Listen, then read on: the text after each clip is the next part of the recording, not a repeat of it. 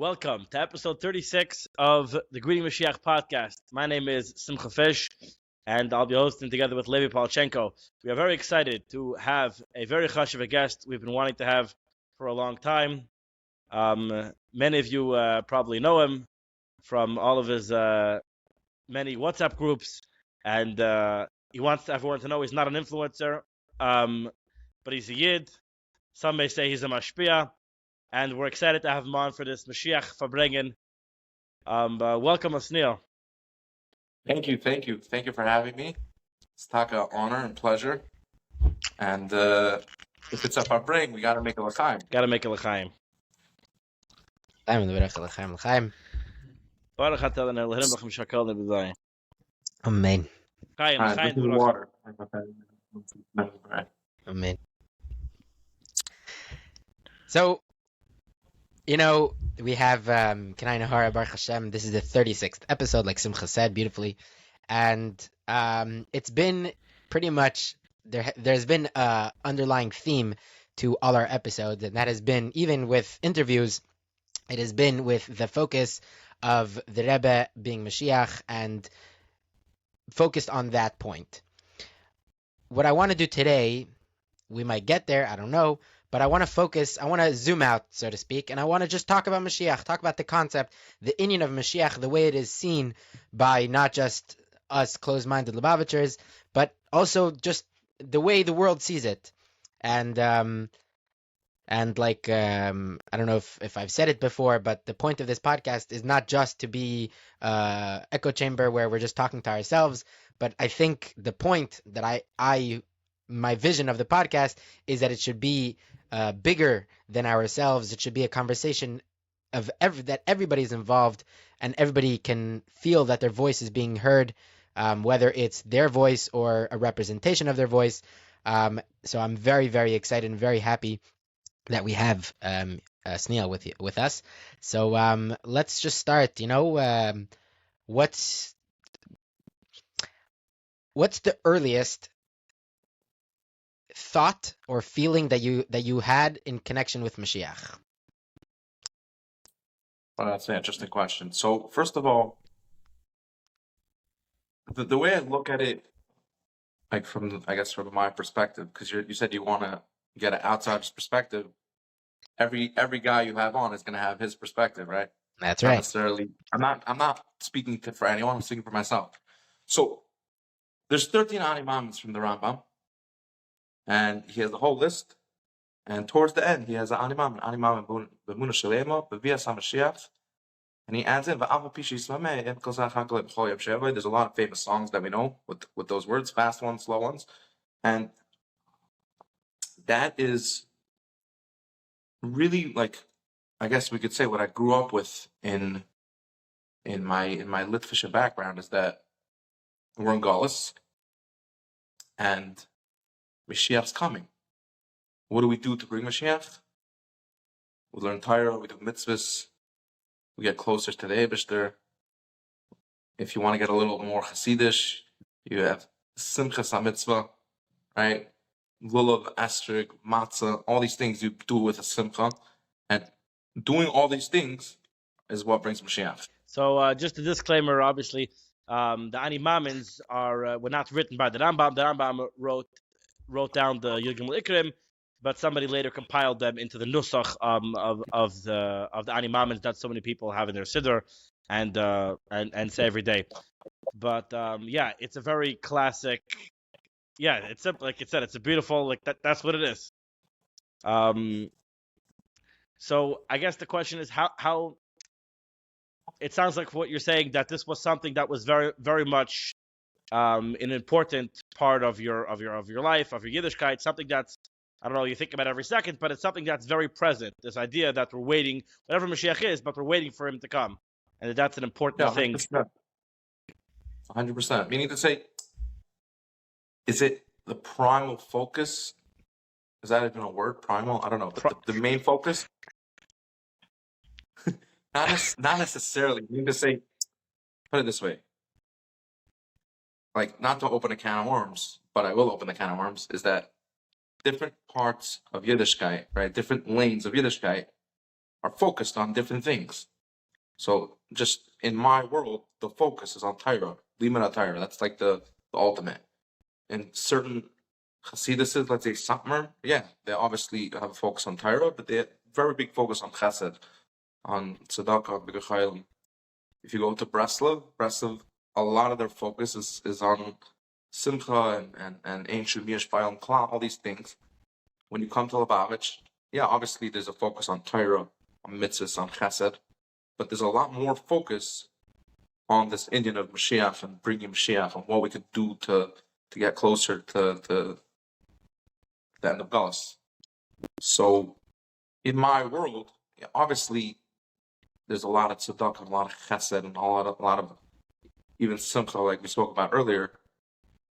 Not as big, not as a it's not focusing on the Indian of Mashiach. Mashiach is part of it, just like everything else is part of it.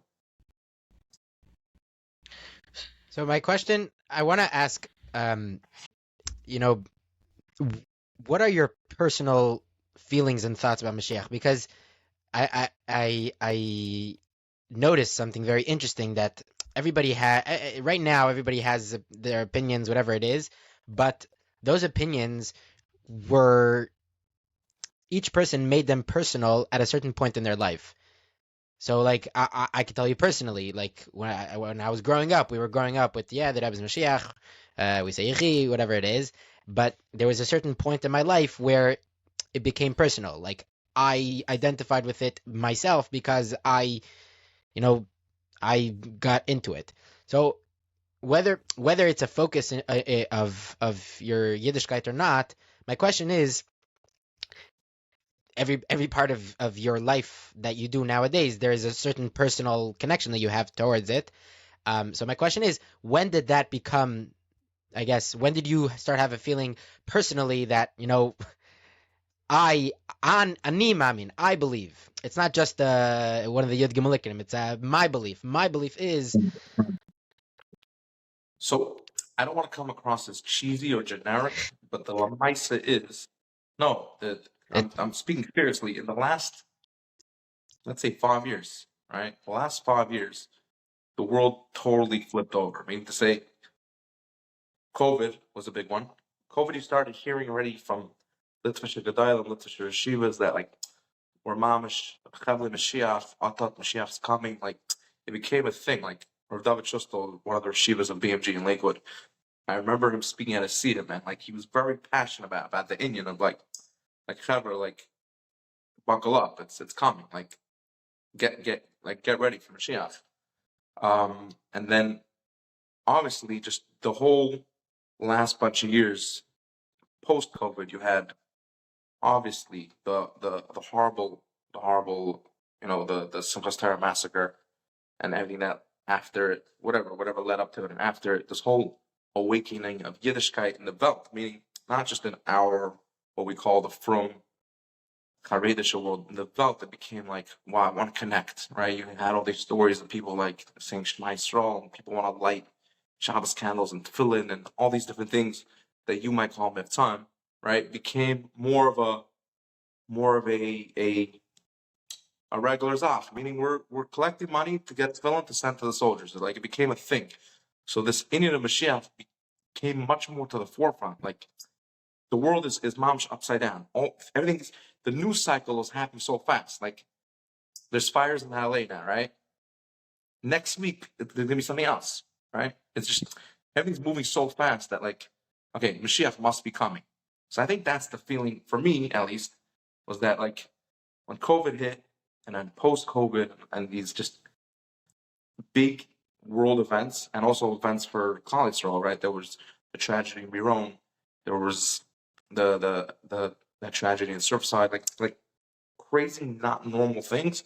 I was like, hey, Mashiach must be coming. Like, just, it's leading into that. This whole thing also with Biden and Trump, like, all of it, the world events are leading to that point. Yeah, there's definitely been a global, during COVID, a global awareness. So many people who might otherwise not have been willing to do mitzvahs and things for, like, it's like, you're right, starting from COVID, but especially now in Eretz Yisrael, the hearts of the Jewish people are awake and open, and that's really the main job of Mashiach from a very technical point. That Rambam tells us, "B'Seif Yisrael Lasas Tshuva Miyad Negola." That at the end, Mashiach is going to, one way or another, either Hashem is going to bring an evil king to make everyone do tshuva, which I guess represents not good things happening. Mashiach is going to come and arouse everyone to do tshuva, but that's what happens. This is what it looks like: people getting aroused to return back to their Father in heaven. That's what Mashiach looks like. We often have this picture of. I guess we'll talk about it. What do we imagine Mashiach is supposed to look like? But this is definitely how it starts, and to see it unfolding and watching it happen is very very geschmack. So I'm wondering, because in Chabad, every adding a point, like interjecting over here, is that I think not this past year, the year before, at the Buddha convention, where a lot of people get together and they have different drushes about different things that Ayman al-Parak and cholesterol. Rav Yosef Alfred, he's a Rebbe in the Mir in Yerushalayim, he got up and he said, he's like, Rabbi Side, there's people that they don't even know Shema Yisrael, they don't know Shabbos and Yom Tov, meaning they were living in near Gaza and all these places, Be'eri and near all these places. The only thing Jewish about them was that they lived in the land of Israel, and now there's this just awakening, like you're saying, of like people they're thirsty, like they want Yiddishkeit, they want some connection. And he was saying, like, we have to clap around on this. Like, if the people want it, we have to give it to them. If somebody wants a connection, invite them in. Say, like, this is what we have: Shabbos, we have Yom Tov, we have Torah, we have mitzvahs. There's so much beautiful things in the religion. Come in, join us. That's another big theme on this podcast. So often when it comes to anything really, but specifically Mashiach, it's important to remember the very first sif of Shulchan Aruch. As Kanamer, to not be scared. Altis Baishmep Maligim, and the Rebbe spoke about this a lot. That's the challenge of our generation. Things are easy. Nothing's really stopping us. It's not being, especially we never spoke about it. In America, then to be, in the 50s, to be Jewish and not be worried about the neighbors and just do the right thing. That was the challenge. But even today, we're so often have things stuck in our own heads about, if you talk about Mashiach, how people receive it, how people accept it, or in general, shluchim, Torah, mitzvahs. How do you you want people to like you, you want to sound correct, but you're not sure if people are ready to hear it. So often, so much of the things we're worried about are only in our heads, but you actually go out there and you talk to the people. They're so receptive. They want to hear it, like you're saying. They're thirsty for it. We just can't be stuck in our own insecurities about it. The people want to hear about this. So I know in Lubavitch, everybody who talks, it's like cliche at this point. We should every speech ends off. We should every sikh of the Rebbe ended off that way, or something one might term is that when you speak, you should mention a kalt of all singail at least. So I know in Lubavitch that's very prevalent. I'm wondering, is that something growing up that was prevalent? Also, I'm sure to some extent, were you growing up that people mentioned that, or is that a purely Lubavitch invention? No, absolutely. Any big drasha, any big shear that you go to, at that I'll go like, should be Zaycha, she have to can with Meramein. Like that's how you know the drush is over when you start hearing that, So it's definitely something that's I'm assuming it's across the board, like from my upbringing. Yeah, it's I was just hearing recently from a couple of people who are remembering as kids that spoke to children, Farbrengens, as if kids wanted to sit there and be quiet and listen.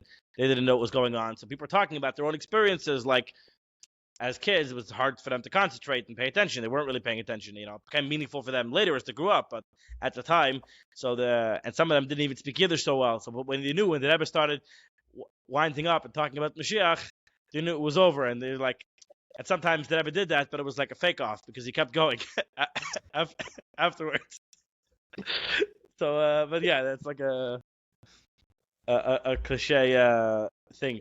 It's interesting. We all, I think, all of us know Rabbi Wolf pretty well. Rabbi Reuven Wolf from Los Angeles.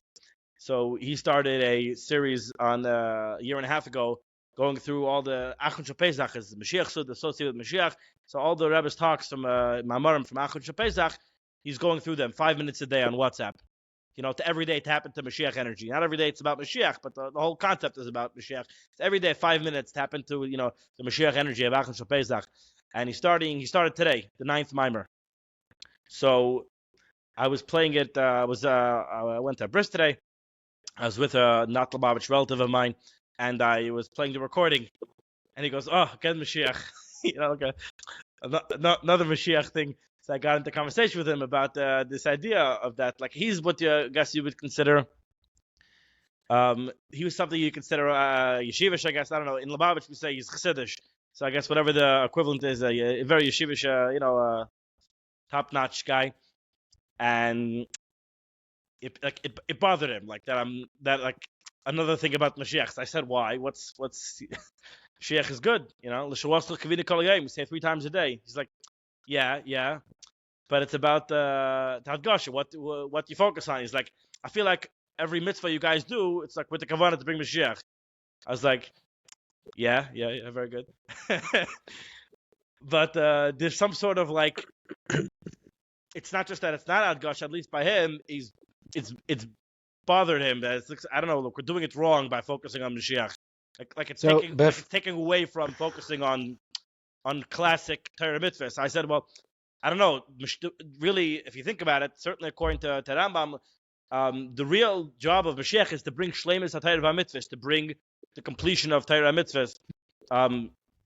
That we can't do most mitzvahs now. If you care about Torah mitzvahs, I would think you should really, Mashiach should be a very important thing. I don't see how it takes away.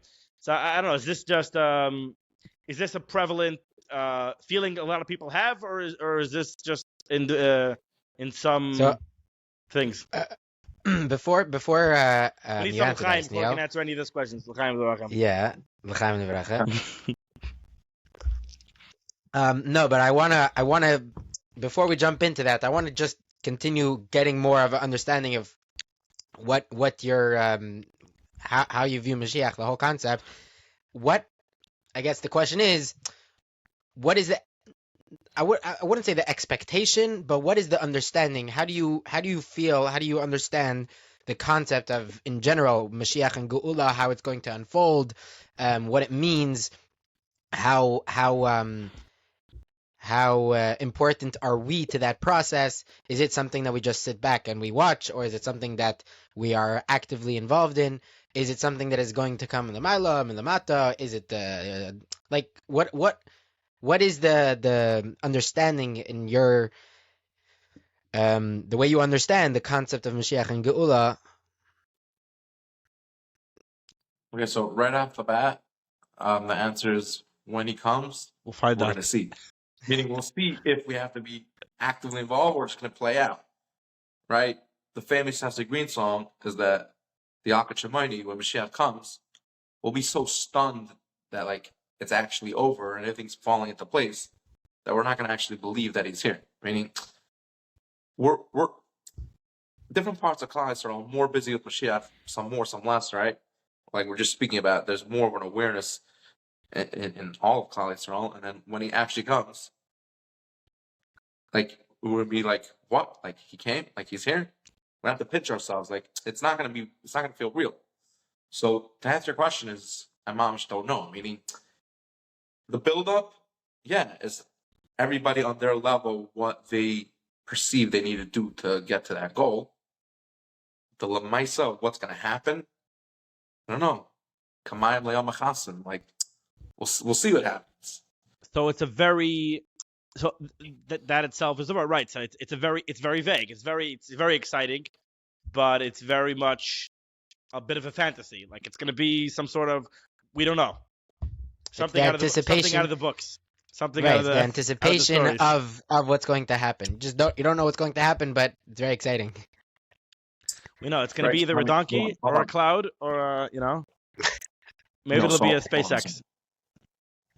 Right, but just as an example, okay, Tchias HaMesim, how do you envision that? For me, it's a lot easier to envision. It's just people will get out of their graves and we'll be able to go up to Baal Shem Tov, to the Vilna Gaon. We'll be able to like see people that we're legends in Klal Yisrael. We'll be able to talk to them if they don't burn us alive, But the whole opinion of Mashiach, what like the nuances of like what he has to do and fight wars and all these inyanim, is not something that we focus on. Like I heard about it. I know that there's different qualifications that Mashiach has to do in order to be accepted by all class, but it's not something that we're busy like focusing on our day to day. So Mashiach stays more in the realm of, we know Mashiach is gonna bring back the Beis Hamikdash. There's gonna be a Tchias HaMesim. Everything's gonna be good and it's gonna be great and we're excited. We want it to happen. But the day-to-day grind, it's about doing Torah, it's about doing mitzvahs, and he's gonna come and we're excited, and it'll happen however it happens, and that's kind of the way it should be. That's more. He's like that's the way I was raised, and it could be your yeshivish cousin is feeling like that also, like, oh, this Labab just talked to me about Mashiach again, like, okay, like move on, like tell me something more interesting, I heard. Yeah, I heard a vart. That it says in min David ba'ala behesach hadas. So the vart is that you have to be hesach hadas. You have to stop talking about it. Not for Mashiach to come. So hold on, Mashiach to come either because we deserve it or we don't deserve it, right? Yeah, correct. But the point, no, you're always gonna have that one from guy is gonna mess it up for us. That one. I hear that. By the way, just small point. We said Rabbi Wolf. He was actually my 4th grade Rebbe in Tar Samas in LA, and we didn't hear much about Mashiach from him when he was he was my Rebbe in the literature cheder, but it's something that he's very busy with today. Yeah, we interviewed him and he told us his story and how his what's it called, evolution. Yeah, I watched it. It's very geschmack. Yeah, it was very geschmack. So it's the next question is going to be a little heavier. So we'll say l'chaim. We like heavy questions. I just hope people continue watching till this point, No, so the vart is like this. Osniel, we're going to be making an etc. Mashiach group soon.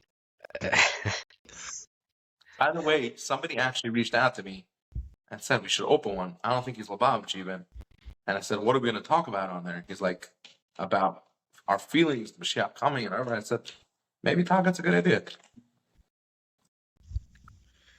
Well, our action, what's it called? Advocation is that everybody should just have conversations about Bechlal Mashiach, the concept, the Geula, and all that stuff, because it's very important. So you started the entire your answer, the first answer that you gave, you started with that the first and foremost, it's one of the Yud Gimel Ikrim, it's one of the 13 fundamentals of faith, that we believe Be'emunah Shalem B'Vias HaMashiach. And so my question is, if it's something that you're anticipating, it's something that you believe in strongly because it's one of the, it's one of the 13 fundamentals, and it's something that is going to change your life, but not just change your life, but the whole reason why we're here is to lead up towards the goal of the Geula. That, right, the Moshe Rabbeinu says, Shlach Nabiyat Tishlach, what's the point of going through this whole thing if the goal is if the goal is Geula, so then why are we doing this whole thing? So that the Eibusher did a ratzin to the Yidden, that he's Pizer ben Amim, that we're spread out through the nations because we have a job. Our job is to elevate the sparks, all these things. But the point is that the reason why we learn Torah, the reason why we do mitzvahs, is in order for Mashiach. That's essentially, I think everybody agrees with that. Now the question is... I would say that... I don't know if everyone agrees that's meant to be your focus. Like, maybe it's true, but... Right. I'm saying not everybody agrees with the focus, but at the end of the day, it's all Mashiach. That's the Vart. The Vart is, the Taina is, why is Lubavitch focusing on it if that's the underlying thing. You don't have to focus on it. Adrabah, you should focus on the Torah mitzvahs because that is to lead you to Mashiach. Anyways, the point is, the point of my question is, if that is the essence of everything, and that is the belief and the faith, and obviously it's strong, so then don't you want to know? Don't you? Isn't it something that you should be interested in? You should be learning about it, and you should be trying to figure out either how it's going to play out or what can I do to make it happen, instead of just doing. Yeah, let me know your thoughts. You're saying it shouldn't be mitzvahs anashim mother. It should be more of a. Meaning if anything in your life that's actually important, you do research on, you focus on, you care about it. It doesn't remain in the loft. Doesn't remain, a fantasy. If Mashiach, and I think even without getting spiritual, like you're saying about mitzvahs and everything, people want to see their relatives who passed away. People want to be healed of their illnesses. People want to not have problems. Mashiach is a very good life. It's good. It's great. It's going to be amazing. It's going to be Gavaldik. I think we've moved past mostly, the punishment. The Mashiach's, Hashem will save us from Mashiach too. The joke. But, people are excited about it. It's a good thing. I think everyone is on the same page about that. So if that's the case, and indeed, like you're saying, it's something we believe in, it would make sense. People should be excited about learning everything they possibly can about exactly how it's going to happen, what we can do to make him come. This is something we just, you would think people would want to know everything they could about, instead of trying to leave it vague almost on purpose sometimes. Okay, so a few things. Number one is there is a musig. I'm sure you could tell it back to me of that after Mashiach comes. Meaning to say, right? It's not going to be a world of okay, throw away all the materialism and gashmias, and we're all going to become holy and spiritual. Meaning it's going to be a regular life. You're going to have to go fill up your car with gas, right? You're going to have to pay tuition. It's not. You want to know if there'll be anti-Semitism and terror attacks and all these things? L'chayr or not, from what it sounds like. Now, in terms of the focus, we're very busy with that. We do Torah mitzvahs because we want to get closer to Hashem, right? We want to lisanag al Hashem, right? That what exactly that means? Okay, we could speak another hour about what that means, but the Nakuda is not okay, Hashem put us in Galus, so we need to daven and cry, and we need to do all these things to get Mashiach. Obviously, that's part of it, but it's not the Nakuda, by us at least. So you hear what I'm trying to say? So the Nakuda, it's not like if I can say this correctly, the point, yes, Mashiach will come and it's going to be great, and we'll have a Beis Mikdash, and life will be however it'll be. But just to clarify on that point, this is Ein Bein Elam Hazel Lemeisa Mashiach Elo Shibud Malchus Bavada, will not be subjugated by the nations. At least I can tell you the Lubavitch point of view on that, just for clarity's sake, is that there is different stages of Mashiach's coming. There's a very technical stage that the Rambam describes about almost the legal version of it, the technical version of what is going to happen, which is that Mashiach, there's no miracles. Mashiach is going to be a king. He's going to win the war. He's going to conquer the world. Everyone's going to serve the Eibishter, and there'll be a Beis Mikdash. And that's but it also says, even in the Rambam, there'll be no jealousy. There'll be no all the delicacies will be available, meaning there's going to be a real abundance. And this is something just we see in this world today, the amount of abundance and richness that we have in modern in the West today would be described. You tell a shtetl person, this is Yemais Mashiach. The opulence that we have now, this is Mechal Madanim Tzim Kaifer.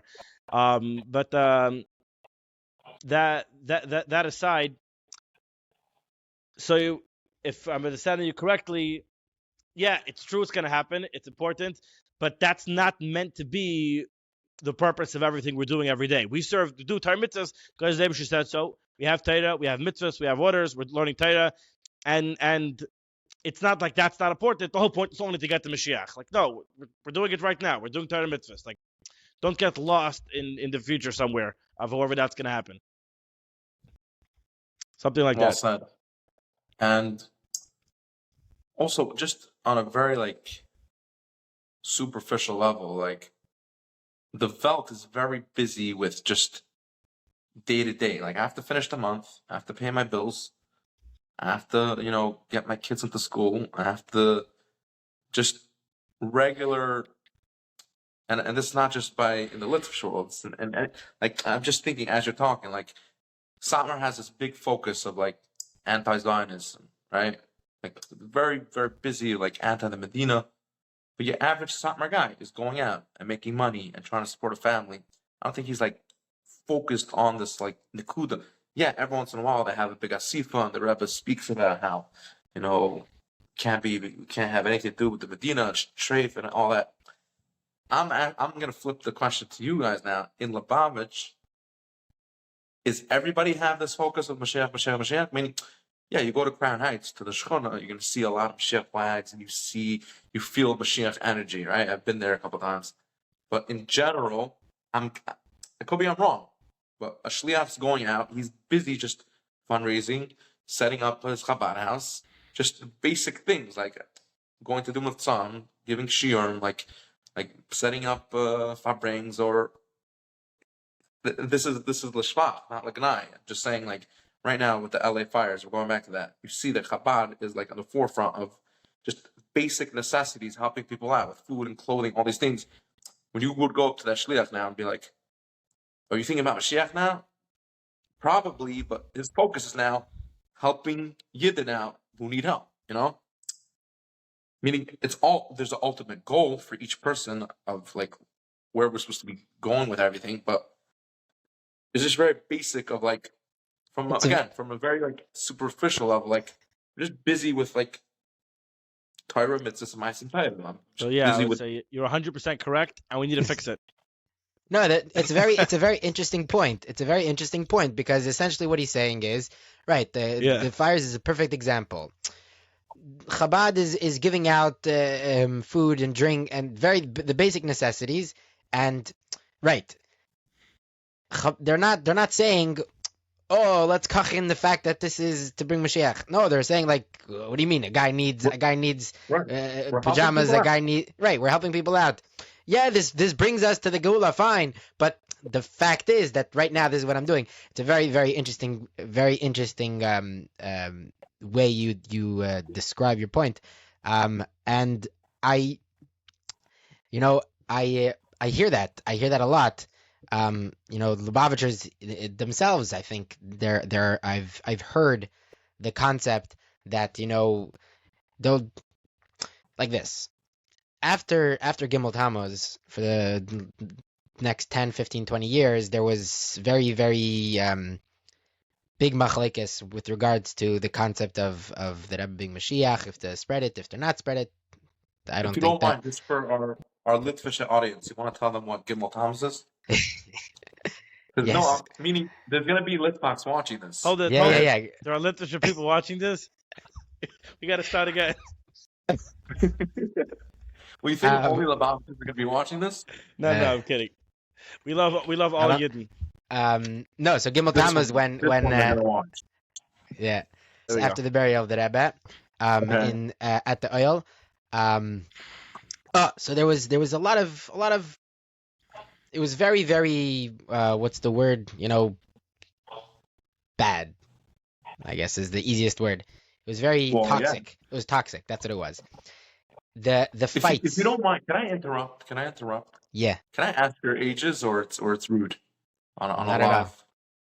I am 26, and how old are you, Levi? 24? I'm 24, yeah. 24. So I'm saying you were both born after Gimel Tammuz. Yeah, very much born after Gimel Tammuz. I still caught the nuns. My father likes to say that every decade by the Rebbe there was a different vibe. So I was born in Tess. I caught the nuns, but Levi was born already in the next millennium. Yeah, in the Samachs. Right. So what you're describing to me is things that you heard, not things that you experienced. Right. That's correct. Yeah. Things that I've heard. Yeah, I've heard this. Yeah. No, so I'm describing to you the feeling of a Lubavitcher, your average Lubavitcher, that it is not the big maskil. He doesn't learn tons of Chassidus. He's not learning tons of Gemara. He's going to work, paying tuition, doing the regular thing, davening 3 times a day. Yeah. Yeah. No, so after the burial of the Rebbe and Gimel Tammuz Tafshin Nun Daled, for the next 10, 15, 20 years, it was very, very toxic. And there was conversations back and forth, and now I think for the last, for sure, 10 years, there has been like a dormant. It's just been quiet from all sides. Everybody decided, you know what, we're just going to shut up. We're just going to be quiet. We'll talk to each other. We'll do it in our own echo chambers. Whether we'll talk about it, we won't talk about it. But we're not going to fight anymore between each other. It's going to be, we're going to leave each other alone. Hold on. Two questions on this thing. 1 second. This is what I hear. What do you mean by toxic? And what do you mean fighting with each other? What are the two sides? Some people Simcha, because you were alive in the nuns. There we go. So there were in Lubavitch. So little history here. The focus has always been from day one. We're coming now within the days of Achana to Yud Shvat. The Yud Shvat was the day the previous Lubavitch Rebbe, Rabbi Yosef Yitzchak Schneerson, passed away in 1950, and the day that a year later, the seventh Lubavitch Rebbe assumed leadership of the movement with his famous Maimed Basar Legani. And he then said the mission is that we're the seventh generation, we are the last generation of Golos, and our generation, we're going to bring Mashiach. So it became pretty clear from then that this was his mission statement of his Nesias. He's gonna bring Mashiach. So it was kind of obvious already then where things were going. And then he set out to actually to do the work, like people like to say today, to do the work. He sent out shluchim. He was doing all the things, like I mentioned before, the trajectory of the things that Rambam says a Mashiach is meant to do. He was pretty much going down the checklist of being what any good Jewish king is meant to do.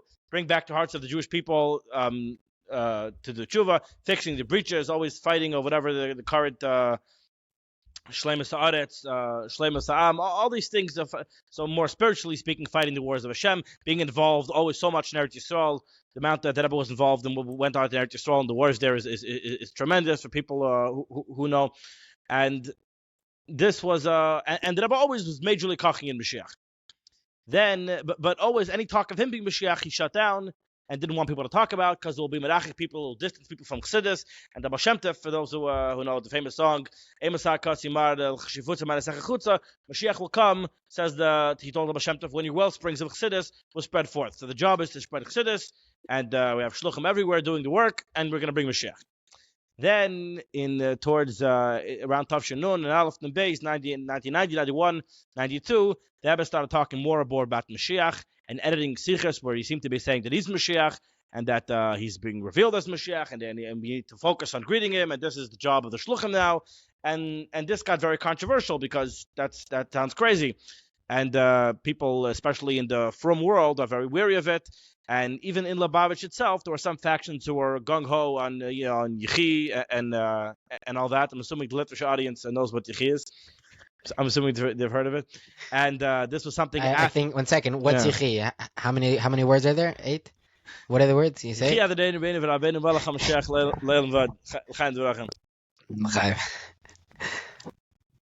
There's 8. I thought he's the 7th. Yeah. 8 words. No, Mashiach energy is 8. It's one more than the 7 days of the week. It's Mashiach energy. At any rate, so after then the Rebbe has a stroke. Chav Zayin Adar Aleph Tafshin Nun Beis, and nobody knows what that's supposed to mean. But the fervent pitch of the Rebbe being Mashiach by those who were involved in it. So even then, there was two factions. It was kind of the shluchim on the ground in their places who, like you're saying, are more just focused on doing the regular work that they've always been doing. The people who are listening, they're putting phone on people. They're maybe kind of people shop. They're doing the spreading chassidus. And then there's the people who are hearing the Rebbe, the Bachrim, the young guys who are hearing the Rebbe talk every week about more and more about Mashiach and insinuating. I'm not getting into the technical arguments of exactly what the Rebbe did or didn't say, but the understanding of a lot of people, myself included, that the Rebbe was very clearly saying that he is Mashiach and that this is important, that you should focus on it. And it became a schism within Lubavitch of, is this something that we should focus on and it's important and it's very exciting and this is how we're going to bring Mashiach? Or is this actually detrimental? It's hurting the mission, like was always the position before of the Rebbe, that it's not a good thing to focus on. It's funny. I just to interrupt for a second. this right here, what you just said, that the focus should be on this or that, it's funny because that's the exact. It's similar to the machlekes between your cousin and you, whether the focus should be on Mashiach or not. If it's whatever. Stam You're saying with Im Lubavitch, Right. there was This a is a place. micro. Correct. So this is a schism. Correct. No, That I'm saying was, if it should be a focus on Mashiach in general or the Rebbe being Mashiach. That was the two things. so in general, there is a bit of a so the people who are into the Rebbe being Mashiach would also like everyone to kach in Mashiach in general.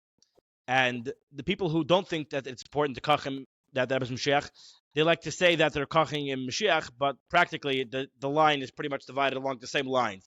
The people who are kaching in Mashiach are also kaching that the Rebbe's Mashiach, and it's very difficult to find the guy or the shliach who's 24/7. It's all about Mashiach. He just doesn't talk about who it is because it's just whatever.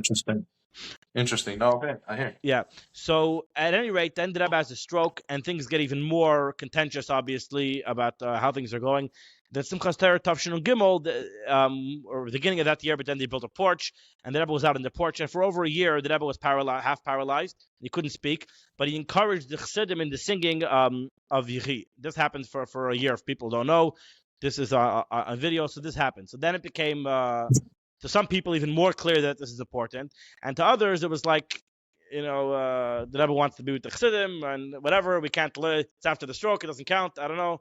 And they kind of just didn't really, we don't want to talk about it. It's very painful to watch the Rebbe that way. Then came the second, 2 years later on Tavshin Nudalid, the same day, Chav Zayin Adar, the Rebbe had a second stroke.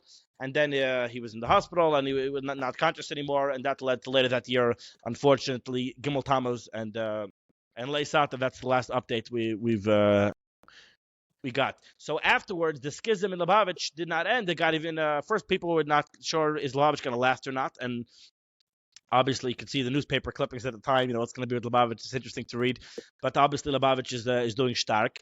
But for many years there was bitter fight between Chabad. Do we, especially after Gimel Tammuz, you're going to sound Christian, you're going to sound crazy. Do you still talk about the Rebbe Mashiach, or do we say that at the time it was pretty clear that everyone still thinks that Rebbe is going to be Mashiach? Only now it's starting to be a thing that people are getting more doubtful about it within Chabad itself. But certainly when I was growing up, even this was ubiquitous. Everyone knew between themselves that the Rebbe is Mashiach. The question was, do we talk about this, or is it very bad to talk about it, and you're just distancing people? And there were bitter fights about this in Chabad, and it's led to multiple factions of Chabad and different printing houses in Chabad. It's not as bad as like Baviv and all these other things. We're still all one, it's one movement with one Rebbe. But Hashem, not, is there one Aguch? Yeah. There might There's be no two Aguch. They wouldn't know. They didn't make a. Why would they make a second Aguch? The other Kinnish, Shalom Mendel Simpson, didn't he? Yeah, that was Merkez, no? Oh, it's two Merkezes. You're right. Anyways, one Aguch. One Aguch is Hold Chabad. It's this letter that I saw. I think it said Agos Chassidet Chabad against the hostage here. Yeah. Is that a different one? That's just an Eretz Yisrael. That's to say, just one. That's the umbrella organization of Chabad. Yeah. There was never one good is to the Chabad. So this is really something that's what Levi's talking about here. That it was a lot more intense all the time. Everyone fighting and arguing about this, what to do, and this was very intense in the nuns, and everyone still remembered the Rebbe. Everyone still remembered the Sichas. This was very personal. Then you had billboards. There was a famous bill, I think, maybe the George Washington Bridge, big billboard about the Rebbe is Mashiach, and then the official people in Chabad put out a full page ad in the New York Times.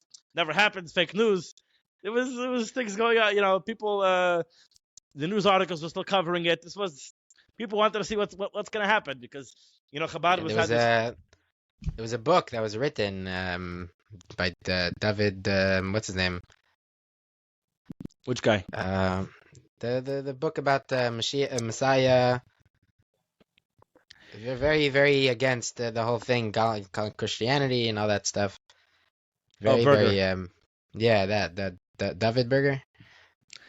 Whatever his name is. Anyways, so this was a big deal. So Levi is saying how in the past few years though it kind of calmed down. It is what it is. Let's just Yeah, so I think a lot of Yeah. a lot of people, like I said, your average Lubavitcher became very much like, you know what, just don't bother me with the whole thing. Let's just I have to do this, I have to pay the It bills. became tired. Correct. Yeah. Yeah.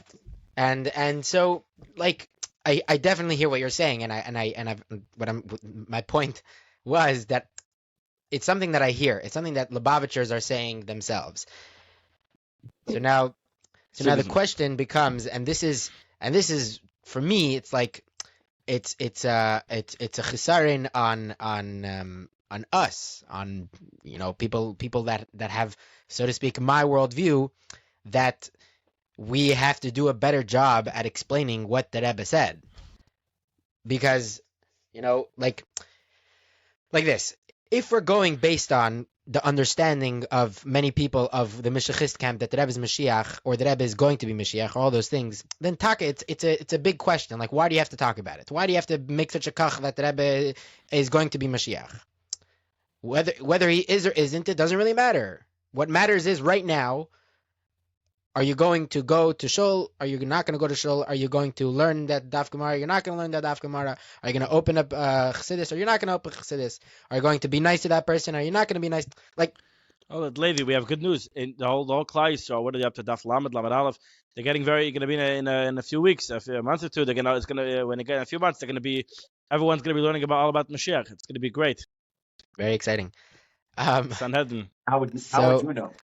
How would I know? I have a foot in the. I have some. You have a cousin. You have a cousin. Friends.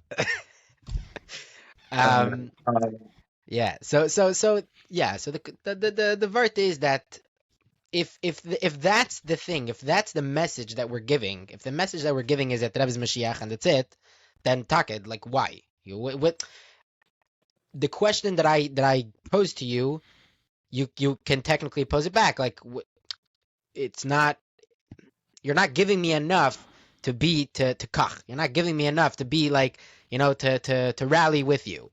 Because what am I giving you? I'm giving you I'm giving you I'm identifying the person. Shkoyach, you identified the person. Now what? Now what do you want me to do? Right, there was nothing. So I wasn't leading up to a question. I was just saying stuff. But I want to hear your thoughts. I want to hear your thoughts on the whole thing. I'm not sure what the question is, but I'm going to respond. Okay. Go for it.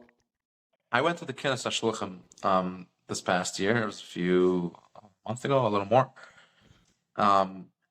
And I had a few different feelings, but one of the hargashas that I had was that I'm in a room with whatever, 5, 6, 7,000 people. I don't know exact number. I don't know how many shluchim there are exactly, but many of these people are living in Yehopitzville, and they never even met the Rebbe. Meaning to say, this whole thing about, what you call after Gimel Tammuz, is Lubavitch going to exist anymore, or is it going to die out? The Lamaisa is that not only did it not die out, it grew by leaps and bounds. Like, people didn't even meet the Rebbe, they didn't see him in action. Meaning to say, you never saw him, right? Your fathers, your grandfathers saw him. They heard him. They went to get dollars. They went to yeshidus. They heard a mimer from the Rebbe. Like, what your connection is that, okay, there's the Svarim, obviously, right? What's my connection to any Rav or Gadol or Rebbe or Tzaddik is the Svarim and things that are passed down. But this whole idea of, is he Mashiach, is he not Mashiach?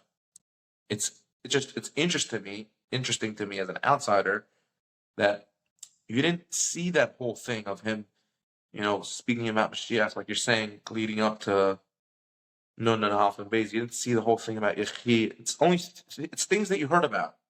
It's what people told you. Meaning, in Klal Yisrael, we have Messiah, right? We don't know what happened at Har Sinai. We have a Messiah. We have a Torah. It says it in the Torah what happened over there, and it's passed down from Rebbe to Talmud, from father to son. So I'm just saying, it's interesting to me, this idea of that the Lamaisa is, I don't know the ages exactly, but I would assume that a lot of the shluchim, even going out today, most of the shluchim have not seen the Rebbe. Yeah, right. Yeah. So it's an incredible movement. Meaning, the movement is alive and well. It's mind blowing.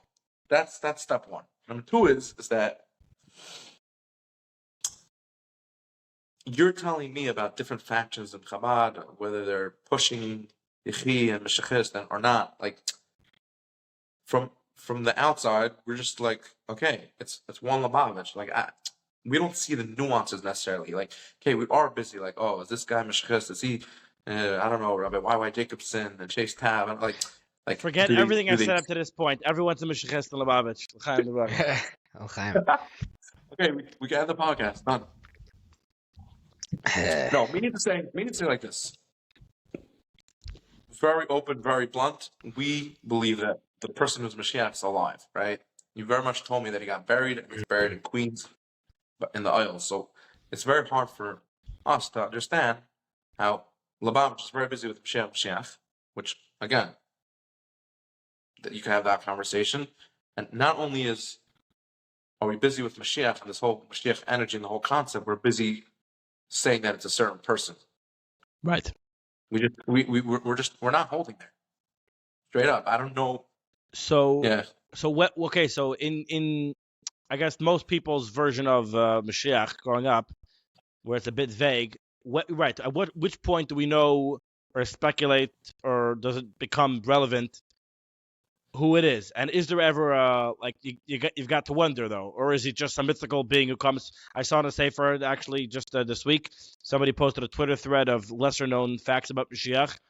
That it could be the thing that Mashiach could come from Gan Eden, something from he's like sitting in Gan Eden or something, and he can come. That's not the halacha, but it's written out. It's like the MBD is a says, source. and Melech HaMashiach will descend. Where's it coming from? He's descending like a. Okay, you have to ask Dina Storch. She wrote that. You have to. But right, conventionally, it's somebody who's alive. It's like you're saying, it's somebody who's alive today. It's an individual. So let me add one. Yeah. Let me add one to Kuda. Meaning, throughout the generations, throughout history, you always had people, even in the Gemara, that like someone's like, my Rebbe's Mashiach. Right. Like my tzaddik, and we know that in every generation there's a Mashiach. We also know that any generation the Mashiach doesn't come, it's like the base of Medrash was Charav, right? I mean, all these things are it's across the board. It's not a Lubavitch thing. We all understand that. So what I was trying to say before, it didn't come out clear, is that when you were in 770 and you saw the Rebbe and you heard him, you went to Farbrengen and you were singing together and you were inspired, you could see that person sitting up there? That's my Rebbe. He's Mashiach. Today, and I could say that I understand that. Today, it's very hard to do that. You know what I mean? I hear you. I'll tell you this, and maybe unless he's there in his room and we just don't see him because we don't have the proper eyes to see him. So whatever. First of all, I don't think there was any more yeshivish people who were accepting that the Rebbe's Mashiach before Gimel Tammuz either, just for accuracy's sake. Okay. I'm a little open-minded. I'm coming onto the Lubavitch podcast. You know what I'm saying? Right. Hold on. In Lubavitch is this musig of like whatever the Rebbe said about his shver, right? The Friedrich Lubavitch Rebbe, it's really saying about himself, right? About some things. Is that correct? The Rebbe never really, almost never referred to himself as the Nasi Hadar, as the leader of the generation. He almost always, consistently in public, referred to his father-in-law as the current Nasi Hadar, even though he clearly took over the mantle of leadership and created a new seventh generation, different than his father-in-law's generation. But he considered himself almost to be the Rebbe's secretary.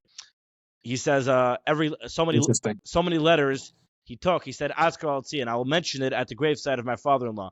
And he did, which is very unique. All the letters he received, he went to at least twice a month, sometimes more often. He went to the gravesite and spent there for hours reading people's letters to his father-in-law, meaning saying, I have this connection that I can talk to him. I'm going to go convey it to him. He's the real Rebbe. Where it's a team. So practically he was the Nasi Hadar down here, but he, in Sichas, always referred to his father-in-law as the Nasi Hadar. Or there were some statements that he really said, his father-in-law never really said them. He like puts him out of muckum for his father. So my father-in-law said that, that we finished polishing the buttons or whatever. It's, or whatever it is, and like his father-in-law said that we still need to do it. He's the one who said that we need to finish, that we're finished polishing the buttons. So where the line gets blurry about when he's indeed referring to himself or his father-in-law, maybe there's some finer points of where you could say it, but generally speaking, there's this idea that he referred to his father-in-law, he was really referring to himself. Yeah, that's definitely a Right. thing. No, on that point, what I'm trying to say is that if you're a Lubavitcher, you're mamish living and breathing the Rebbe because you see him, you're involved, and it's something that you're just. It's not just I live in LA, I live somewhere else, and like the Rebbe's in Crown Heights. I'm actually in Crown Heights. I'm living it. Okay, you could say even if I'm living somewhere else, but I come for Tishrei, and I'm involved with the Rebbe is my life. That yeah, I can understand. You see that person up there? He's Mashiach. You don't really have that today. So even within Lubavitch, I could understand why there isn't this like we don't want to sound crazy to the Welt because like it's taka like it's gonna sound crazy. We want to act a little normal, you know? Yeah, especially Like the longer it I comes after Gimel Tammuz, the longer it is afterwards, the more, like, so to speak, strange it becomes. right. So, But you also yeah. mentioned before that like recently it became like more like gray area, like more like weird to say that like I believe the Rebbe is Mashiach. Or you're saying I the said was opposite. that previously, look, when I was young, I think it was ubiquitous that almost everyone in Lubavitch, there was no Lubavitchers who were not 100% convinced that the Rebbe will be Mashiach, even after Gimel Tammuz. Today already, as it's already 30 years after Gimel Tammuz, 31 years, it's starting to, unfortunately, I talking to people, there's more and more people who Lubavitch has become a broader definition, which begs another question: what's the Lubavitcher? But is it a cultural thing? Is it a certain belief? Is it a certain adherence? Is it a certain practice? A Lubavitcher is somebody who identifies as a Lubavitcher, right? A woman is someone who identifies as a woman. So, but so within that umbrella of people who identify or Lubavitch, there's the longer it is away from the Rebbe, it's like, do we still have to listen to every single thing the Rebbe said, or was that good for 30 years ago? But the times have moved on, and things changed, and well, Lubavitch, but whatever. And there's some people who said, who now it's becoming more of a thing by some people that not necessarily is for sure is everyone convinced that I would still say the vast majority of Lubavitchers think that Rebbe is Mashiach. It's just starting to become more of a accept thing. I think that there are some people who are not necessarily convinced, who are still considered to be Lubavitch people. And for you, that's like taboo. That's kfira. Like they're like bad people. Like That's just that's nothing. That's not even opinion. That's whatever. That's my version of a Lubavitcher. In case I made a change my mind. The change my mind meme. So I made one. A Lubavitcher is somebody who's a follower of the Rebbe exclusively. That's what Lubavitcher means. If you have any other source of if anybody else could contradict the Rebbe, like the Rebbe says this, yeah, but I learned this, so that can't be true, or well, this. So if you have a different thing that's more important or equally important to if Yiddishkeit and the Eibishter and whatever is a separate thing from what the Rebbe is telling you, and you look at it as two separate things, so that the Rebbe is not the sole version of Yiddishkeit, then I would say you're not all about. You could be fry, by the way. This doesn't have to be big from or fry. You could be fry and think that the Rebbe is where it's at. I'm not saying this is not to do with what you actually do. I'm just trying to define what does it mean that you're about. It means you're following the Rebbe. We're defining the term, right? Yeah, Defining that's my the term, and again, that's just my definition to make things clear in my own head about who I consider to be a real Lubavitch. It's the true Scotsman's fallacy, right? You give some definition of what a Scotsman is, and someone says, "Hey, but I know a Scotsman who doesn't do that." Well, then he's not a true Scotsman. So, my version of a Lubavitcher is this, and anybody who falls outside of it, I'll say, very nice, you're not a real Lubavitcher. You're part of the Lubavitch culture, but you're not like a. so how many Lubavitchers are there in 2025? How many Lubavitchers? No, but According to your definition. I don't know numbers. I would still say the vast majority fit into my my box that I made. I'd like to hope so, at least. But just to answer the actual thing, to explain why I think that the Rebbe could still be Mashiach. So first of all,